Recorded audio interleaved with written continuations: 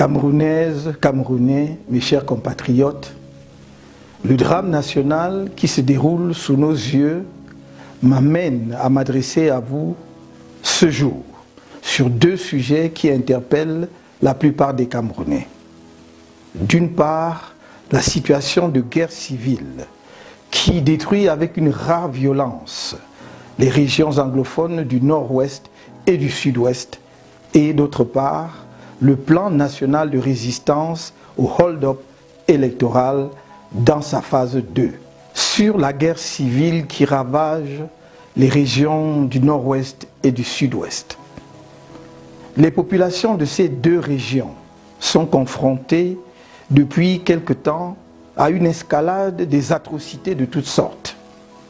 Arrestations arbitraires, exécutions sommaires, jugements extrajudiciaires, destruction des biens, etc. Cela dans l'indifférence totale du pouvoir en place. Certaines statistiques font état de plusieurs centaines de morts dans les deux régions, comprenant des militaires, des séparatistes et des civils, et de plusieurs centaines de milliers de populations déplacées. Le pouvoir de Yaoundé a privilégié, depuis le début de ce conflit, le recours aux armes, qui ne contribuent qu'à exacerber la situation.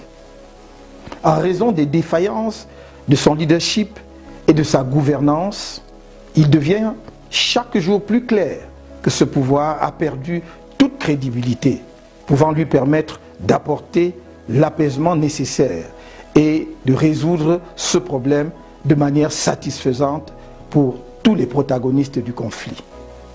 Or, si rien n'est fait rapidement, il est à craindre que l'escalade observée ne débouche sur une guerre totale.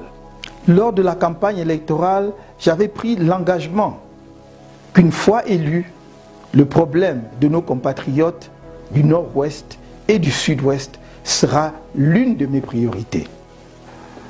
Aussi, fort de la confiance que vous m'avez accordée, et face à l'escalade des souffrances dans les deux régions anglophones du nord-ouest et du sud-ouest, qui fait de la résolution de ce problème une urgence absolue, j'interpelle les différentes parties prenantes à travers les propositions ci-après, qui visent à apporter des solutions concrètes aux griefs de nos compatriotes des deux régions directement concernées, dans le respect de l'unité de notre nation.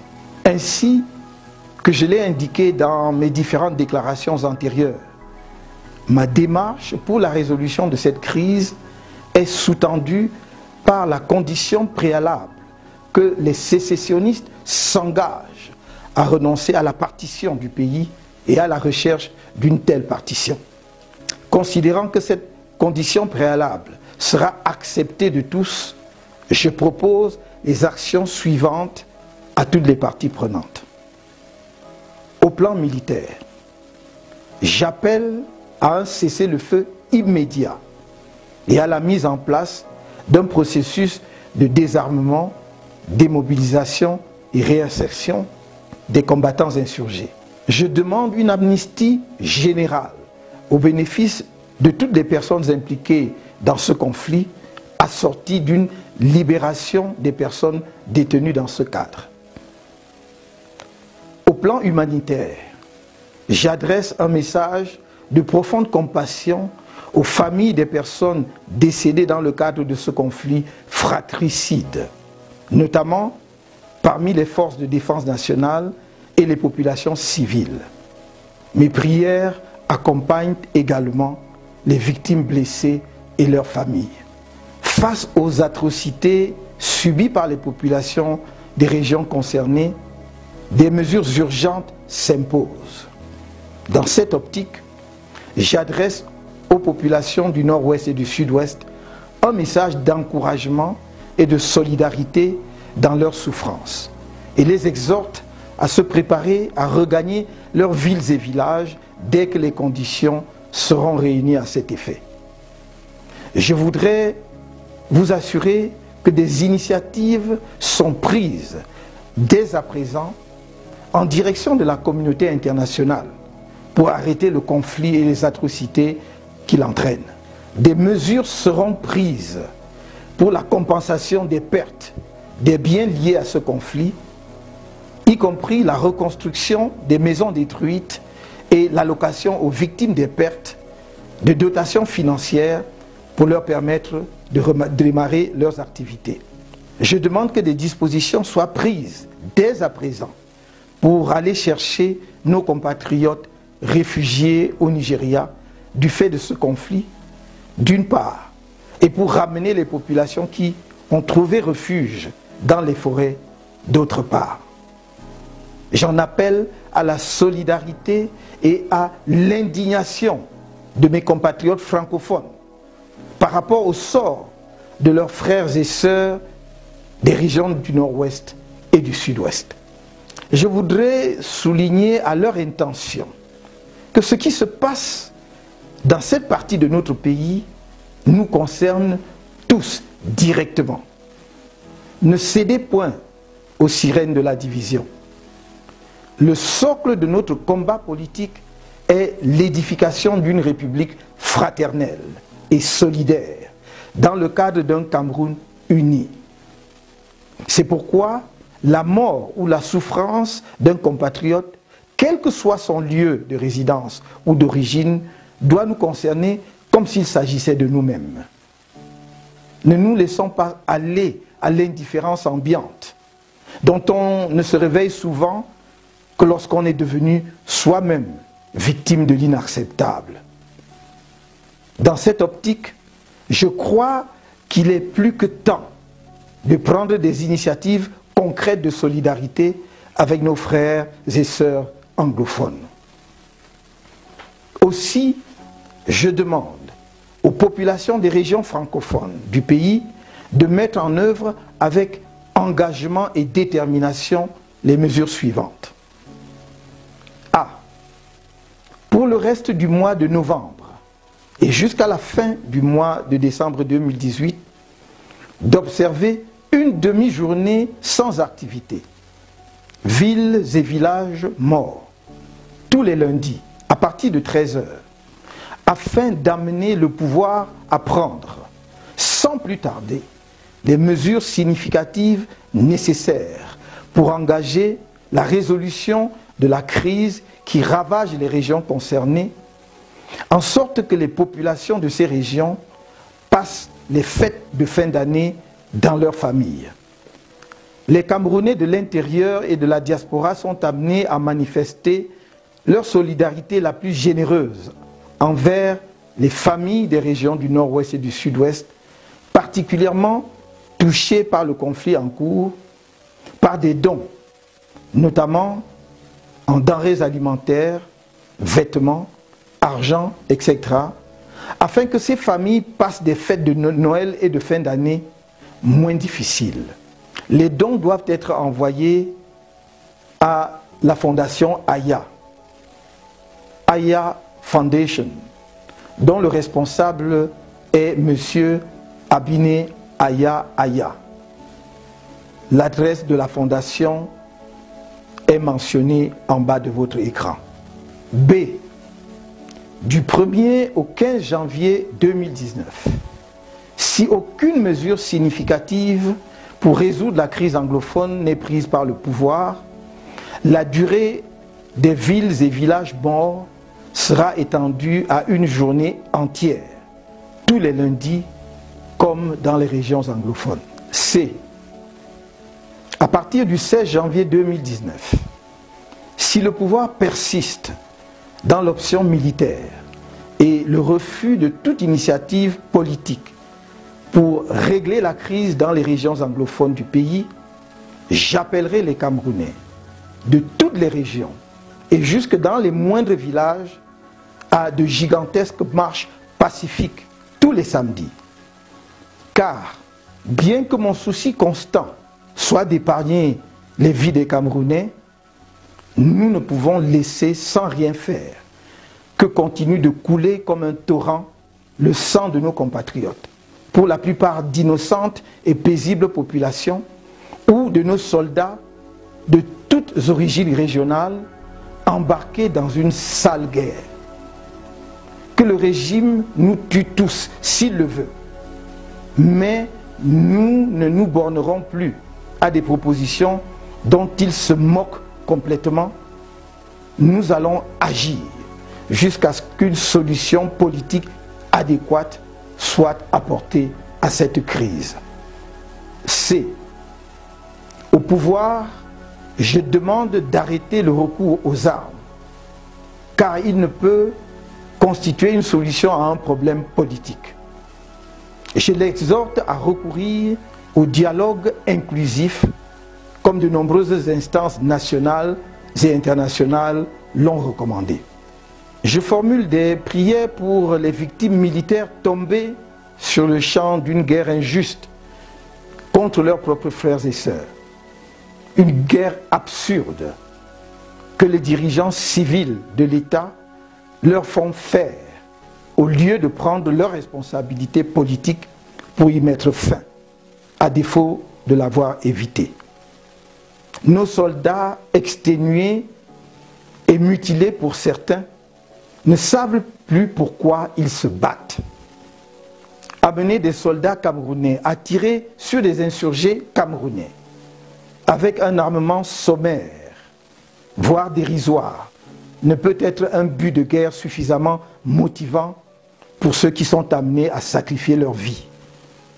J'exhorte les éléments des forces de défense nationale à s'abstenir de recourir à une violence disproportionnée contre leurs propres compatriotes. À nos compatriotes qui ont pris les armes dans un dessein sécessionniste, je voudrais dire que j'entends fort bien leurs griefs contre le régime au pouvoir, lesquels ont pu les amener à une telle radicalité. Il s'agit notamment de l'absence d'une autonomie effective, permettant en l'occurrence aux régions anglophones du pays de s'occuper de leurs propres affaires, la non prise en compte de la spécificité culturelle née du particularisme historique des populations anglophones et de manière plus générale les injustices, la discrimination et les inégalités entre citoyens, le défaut d'un développement équilibré de toutes les régions et la promotion d'un État hyper centralisé où une poignée de personnes s'enrichit au détriment du plus grand nombre. En revanche, je ne saurais approuver leur démarche, consistant à causer la désolation et le deuil parmi nos frères et sœurs des régions du nord-ouest et du sud-ouest et à rechercher la partition de notre cher et beau pays, le Cameroun, magnifique œuvre commune des anglophones et des francophones. J'engage l'État, une fois acquis le cessez-le-feu, à ce que des mesures économiques soient prises pour permettre aux combattants de démarrer des activités génératrices de revenus ou de s'insérer décemment dans la vie socio-professionnelle dans le cadre de l'opération désarmement, démobilisation et réinsertion. À la communauté économique des États de l'Afrique centrale, l'Union africaine et aux Nations unies, je leur demande d'accorder l'attention voulue et la priorité nécessaire à une résolution urgente de la crise dans le nord-ouest et le sud-ouest du Cameroun. Combien de morts, de réfugiés, de veuves et de veufs, d'orphelins supplémentaires faut-il pour que vos organisations respectives posent un regard compatissant sur la tragédie qui accourt dans les régions anglophones de mon pays. Quelle que soit la qualification juridique qui sera retenue ultimement, les atrocités qui y sont commises sont des crimes parmi les plus graves identifiés par la communauté internationale et lourdement sanctionnés parce qu'ils bouleversent la conscience humaine. L'escalade en cours dans cette crise pourrait engendrer une situation d'instabilité économique, sociale et politique dans la sous-région d'Afrique centrale. aux pays amis du Cameroun, je voudrais rappeler que l'histoire des conflits récents enseigne que l'indifférence et l'attentisme sont de graves erreurs dans la résolution des conflits. Ils aboutissent généralement à des catastrophes humanitaires dont on aurait pu faire l'économie si l'on en avait pris conscience à temps pour agir par des mesures préventives et politiques. Ces pays amis ne doivent donc épargner aucun effort pour aider le Cameroun à mettre rapidement un terme au massacre en cours dans les régions anglophones du pays avant qu'il ne soit trop tard. Sur le plan politique, il convient de reconnaître que la crise qui sévit dans les régions du nord-ouest et du sud-ouest provient du refus de prendre en compte leurs spécificités historiques et culturelles, conséquence de la double administration britannique et française sur le Cameroun à l'issue de la Première Guerre mondiale. Cette myopie, qui constitue un motif essentiel sous-jacent des griefs des populations anglophones, a entraîné, faut-il encore le rappeler, la marginalisation des régions anglophones dans le processus du développement économique, politique et culturel du pays, et plus récemment dans le processus électoral. Or, de même que nous ne pouvons pas nier que ces circonstances historiques ont contribué d'une certaine manière à l'enrichissement de notre patrimoine culturel, il est indéniable qu'elles ont créé certains particularismes qui sont à l'origine de la complexification de notre système sociopolitique. Résoudre durablement la crise anglophone nous impose de nous pencher sur l'évolution et les conditions de fonctionnement de l'État du Cameroun en tant que fruit du double héritage des administrations britanniques et françaises sur notre pays. Nous ne devons pas avoir peur de nous livrer à cet exercice dès lors qu'il est admis qu'il a pour finalité de bâtir une nation camerounaise plus solide sur ses bases et forte de l'unité du destin de toutes ses composantes socio-historiques et culturelles. Revoir l'architecture étatique de notre pays en vue de sortir d'une hypercentralisation et de promouvoir le développement des collectivités territoriales décentralisées ne peut en aucune façon fragiliser notre pays. Cela ne peut que le renforcer en accélérant le rythme de son développement, grâce notamment à l'épanouissement des régions qui en deviendraient les moteurs. Dans cette perspective, il convient d'aller au-delà des problèmes spécifiques des régions du nord-ouest et du sud-ouest pour répondre à la problématique plus générale de l'autonomie et du développement de l'ensemble des régions du Cameroun. Dans cette optique, je m'engage à réaliser dans les meilleurs délais, en tout cas à l'issue du dialogue inclusif, l'indispensable réforme de l'État pour une prise en main effective par les régions de leur développement, l'État central devant veiller aux grands équilibres en la matière.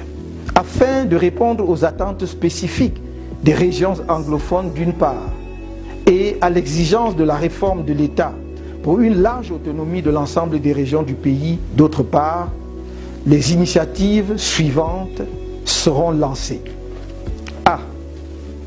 La mise sur pied à très court terme d'une commission vérité et réconciliation visant à informer la mémoire collective et à recréer les conditions de confiance entre les compatriotes anglophones et francophones et entre les populations des régions meurtries et l'État. B. La mise en place à très court terme d'un cadre de dialogue inclusif visant à recueillir les préoccupations de toutes les parties prenantes ainsi que des propositions de solutions. C.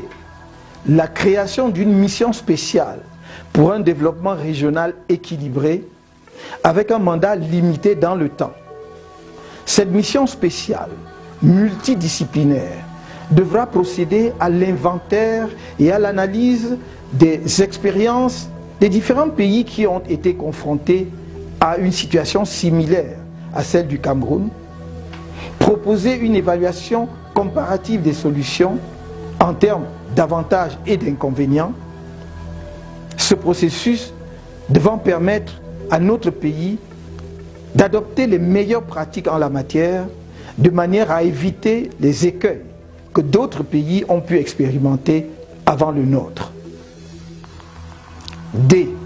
L'octroi de compétences spéciales aux régions du Nord-Ouest et du Sud-Ouest pour une prise en compte effective et efficiente de leurs particularités dans des domaines convenus.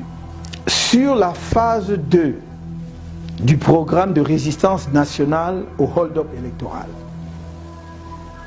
il y a quelques jours, de retour du siège de l'Union africaine à Addis Abeba, je me suis arrêté à Douala pour rendre visite aux résistants cassés par la machine sécuritaire du régime lors des marches pacifiques du 27 octobre, visiter le siège régional du MRC qui avait été endommagé par les forces de maintien de l'ordre le même jour et exhorter les populations de Douala à se mobiliser massivement le 4 décembre pour soutenir les résistants qui sont traduits en justice pour avoir dit pacifiquement non au hold-up. Après le bref message que j'ai délivré à cette occasion, certains ont annoncé bruyamment la fin de la résistance nationale et la reconnaissance par moi de la victoire du président sortant fabriquée par le Conseil constitutionnel. Laissez-les à leurs illusions. Leurs tentatives de déstabilisation de la résistance nationale sont peine perdue. Je vous ai dit à Yaoundé, le 6 novembre dernier, que la résistance nationale ne faisait que commencer. Je vous ai dit à Douala, le 19 novembre, de rester mobilisés, car la résistance continue. Je vous le redis aujourd'hui, la résistance au hold-up électoral se poursuit. Elle s'enrichit dans ses formes d'expression. La diaspora camerounaise en est aujourd'hui un des porte-flambeaux et l'action internationale s'approfondit. Je vous ai dit que je ne souhaite perdre aucun parmi vous. Je vous le réitère aujourd'hui, car organiser une manifestation pacifique non au hold-up requiert méthode et préparation. Et parce que je ne veux perdre aucun d'entre vous, je vous exhorte de nouveau, au plan interne camerounais, à ne rien organiser qui ne soit autorisé par le plan national de résistance ou par la coalition, qui se fait un devoir de veiller à ce que les résistants au hold-up électoral n'y laissent pas leur vie. À chaque phase de la résistance, la coalition arrêtera les mesures à mettre en œuvre après évaluation de la situation. Gardez à l'esprit que le but ultime du plan national de résistance est la restauration de la vérité des urnes au soir du 7 octobre. Cette vérité qui fait de moi le président élu de la République du Cameroun. À ce titre, toutes nos actions ont jusqu'à présent concouru à ce but et continueront d'y concourir. La résistance ne s'arrête pas.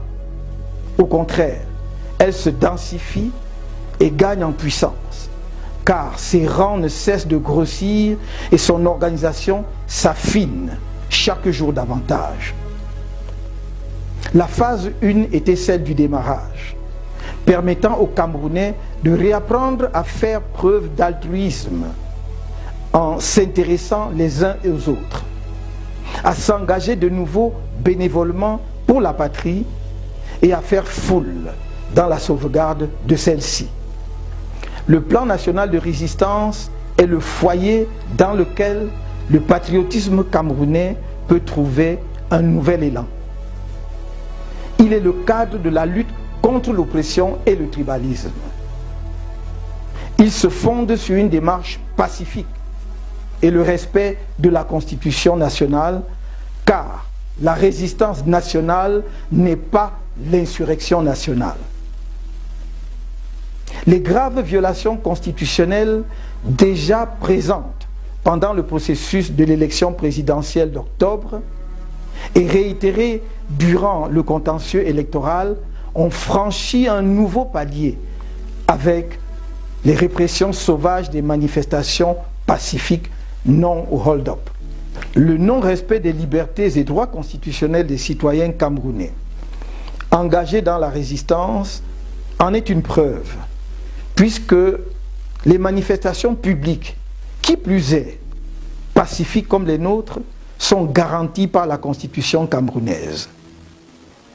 Une autre preuve est le recours systématique à la torture et l'usage d'autres formes de violence telles que les sévices corporels par les forces de maintien de l'ordre sur des manifestants pacifiques.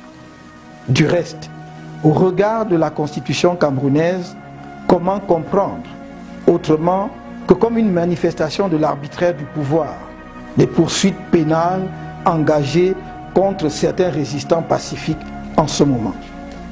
Sachez que, sans surprise, la deuxième phase du plan national de résistance montrera que ces violations constitutionnelles se prolongent par des violations des lois ordinaires, par le régime sortant et, de fait, sorti par les urnes. Imprégnez-vous donc de la phase 2 de notre plan national de résistance. Suivez attentivement ce plan dans ces deux nouveaux points qui enrichissent ceux de la phase 1, en sachant que nos actions visent des objectifs stratégiques précis. Faites-nous confiance, à moi-même et à la coalition. Je vous le redis, je ne vous abandonnerai pas, je ne vous trahirai pas, car je sais, plus que quiconque, qu'ensemble c'est possible. Alors, c'est ensemble que nous continuerons de dire non au hold-up électoral. Vive le Cameroun! Abonne-toi à la chaîne et active la cloche de notification.